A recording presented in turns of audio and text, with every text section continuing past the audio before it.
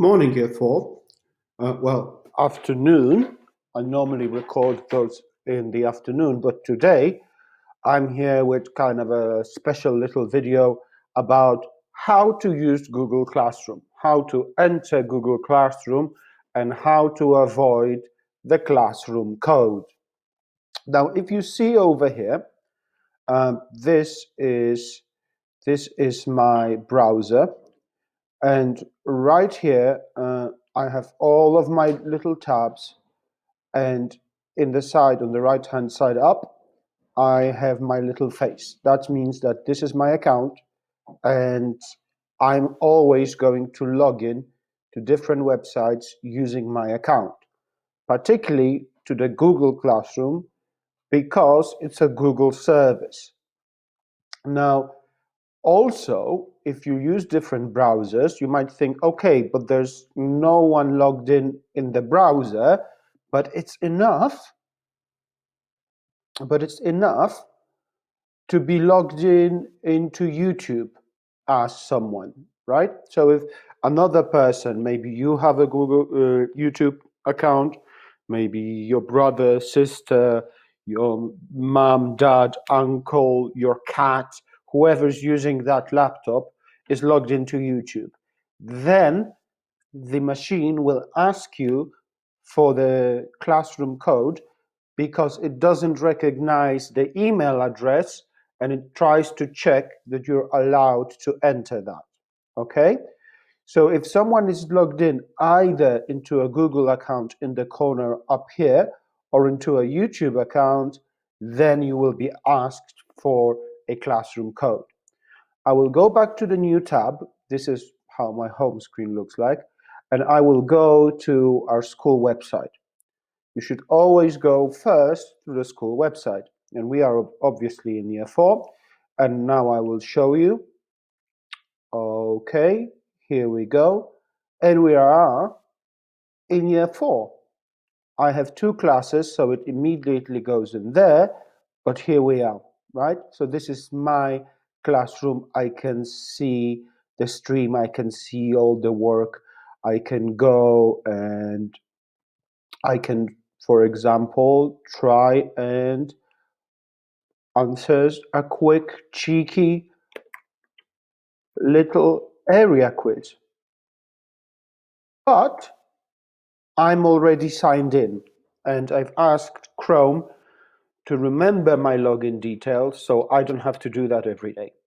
My laptop remembers that because in Chrome, yeah, if you look in the right hand side upper corner right here, I'm logged in. Okay, so now you probably have a question, but Mr. Koza, what's going on? I'm not logged in. How do I log in into a new browser? That's a good question. So I'm going to click over here and I'm going to choose guest. That imitates me starting from a new space. So first I'm going to go and try to find our primary school.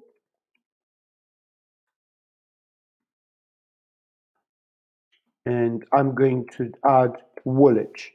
Sometimes it might be tricky for you to find Nightingale primary schools, because I found out there's at least 3 different ones online. But there's only one Nightingale primary school in Woolwich. So this is what I'm going to Google. And over here I can already see that this is the school I'm looking for. I'm going to go to our school. Here we go. And once again, we are on our school website. Now I can see some lovely faces of our children over here. And I'm going to go to year 4 because I'm trying to submit some work from year 4. So over here you see already looks different because I am not logged in here yet. So I will go to the classroom, and this will look a little bit different because it tries to do it in Polish. Now there's a sign-in screen, and you have to put in your login details. I have the login details ready, so I've just pasted them in. But this is how your login details should be looking like. They should be in the format of @npsmatdog.org, and this is your standard login that you use for all the other services. That's how it should look like. So you will go further. You do not want to create an account because you already have an account. Nightingale creates your account for you. Now I will go further. I want to take things further. Now I want to type in the password. Okay? And I will go further. And you see, now I'm logged in as one of the students. I can only see Year 4 Nightingale, and I'm ready to submit my work. It's exactly the same.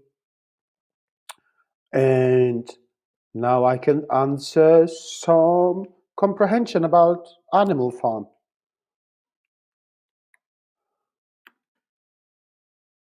Yep, that makes sense